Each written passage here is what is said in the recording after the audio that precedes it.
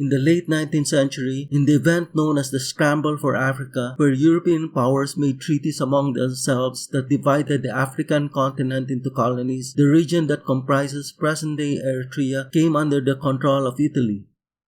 To determine the territorial extent of Eritrea, Italy entered into a series of border treaties, principally with Ethiopia in 1900, 1902, and 1908.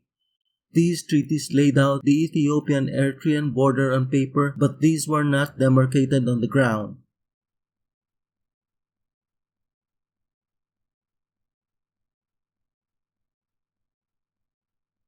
In 1935 to 1936, Italy invaded Ethiopia, occupying it for 5 years as part of Italian East Africa, during which time the Ethiopian-Eritrean border was rendered inconsequential. In 1941, during World War II, British forces captured Italian East Africa, and Ethiopia regained its independence while Eritrea came under British administration for the rest of the war and until 1949, when it became a UN Trust territory. Then in September 1952, the UN merged Eritrea into Ethiopia as the Ethiopian Eritrean Federation. But in November 1962, Ethiopia dissolved the federation and outright annexed Eritrea.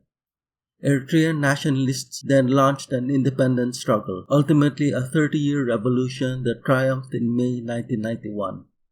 Then following a UN-facilitated referendum, in May 1993, Eritrea's integration into Ethiopia was dissolved, and Eritrea became a fully sovereign, independent state and a member of the United Nations.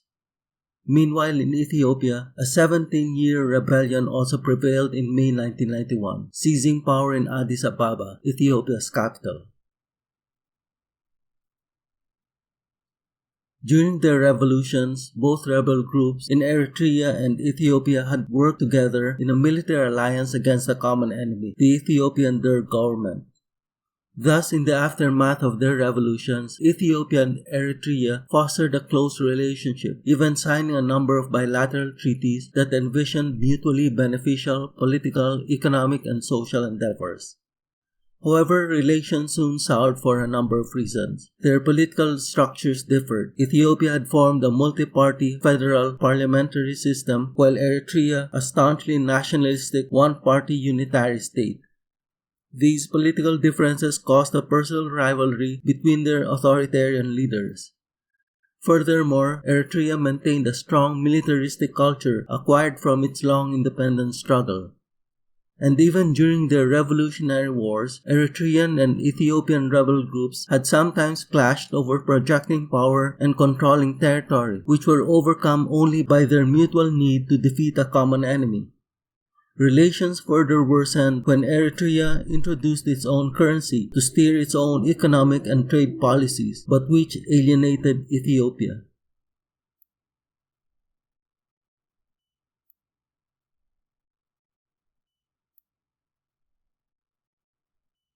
The degrading relationship took on greater significance because of their undemarcated border. Tensions rose when Ethiopia published maps of Tigray that included Badme and other Eritrean villages that lay beyond the colonial era and de facto borderline, but which had been administered by Ethiopia since the 1950s. In turn, Eritrea considered that these areas had been encroached upon, stating that it formed part of its Gash-Barka region. Badme, which ultimately became the trigger for war, was a 160 square mile area located within the wider Badme Plains, the latter forming part of the vast semi-desert lowlands adjoining the Ethiopian mountains and stretching west to the Sudan. In the early 20th century, when Italy and Ethiopia had signed their border treaties, Badme was a much larger, barren, and virtually uninhabited wilderness expanse. As early as 1992, Eritrea issued diplomatic protests regarding Ethiopian armed bands descending on Eritrean villages in the Badme area, expelling the residents there and destroying their homes.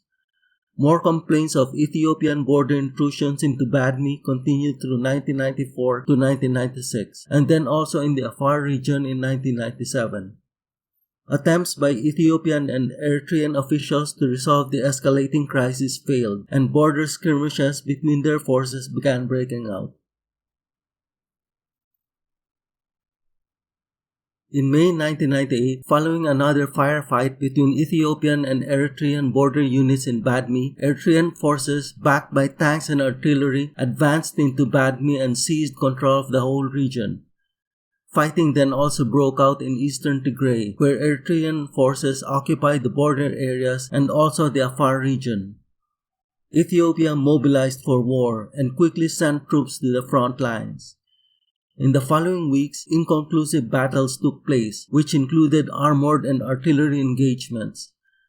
Thereafter, both sides settled into defensive positions in trenches, drawing comparisons to World War I type trench warfare.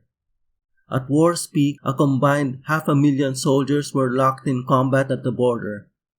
In early June 1998, an air battle took place, with Ethiopian planes attacking Asmara and Eritrean fighters targeting Mekelle.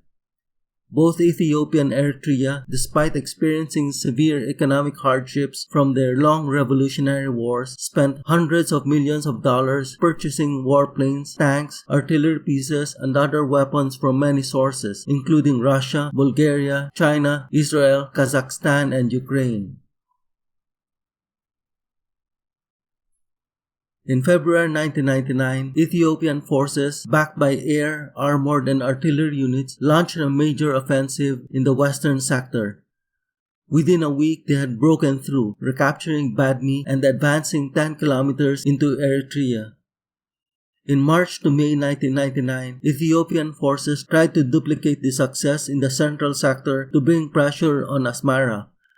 However, fierce Eritrean defense repulsed the attack, inflicting heavy losses on the Ethiopians.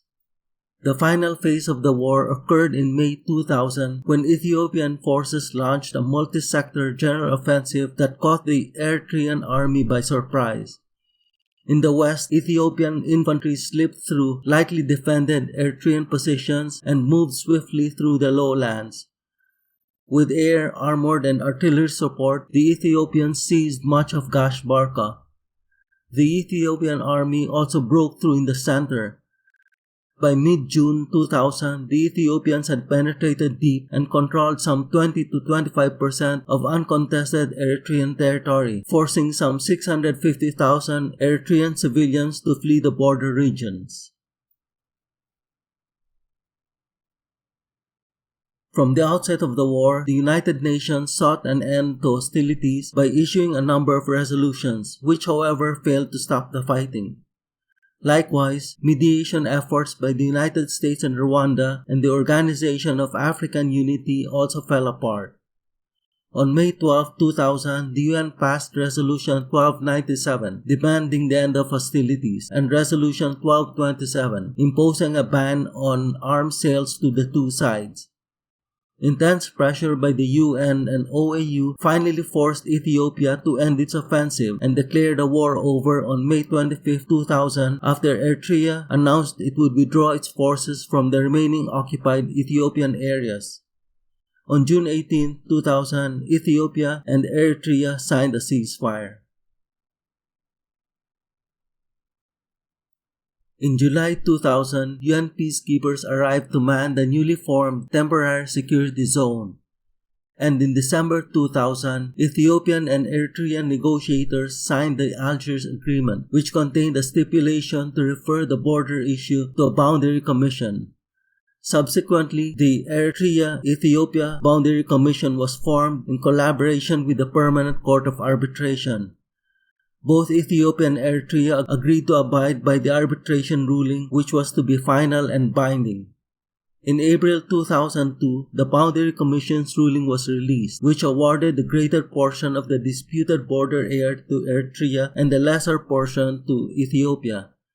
Both sides initially welcomed the ruling and declared victory in the war.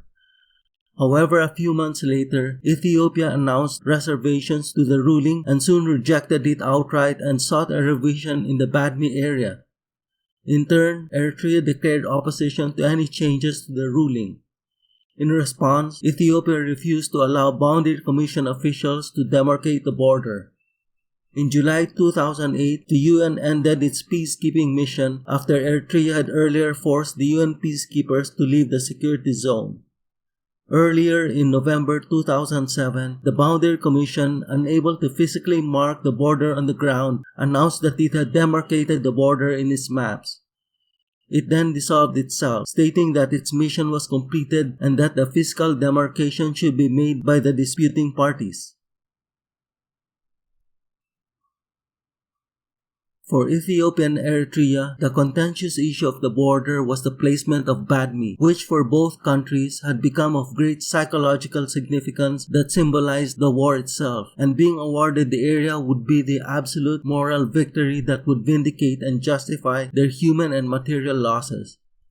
In the Boundary Commission's ruling, the Badme area was not directly identified as Badme, although the greater portion of the disputed territory comprising the Badme Plains was awarded to Eritrea, which essentially reprised and mirrored the 1902 treaty.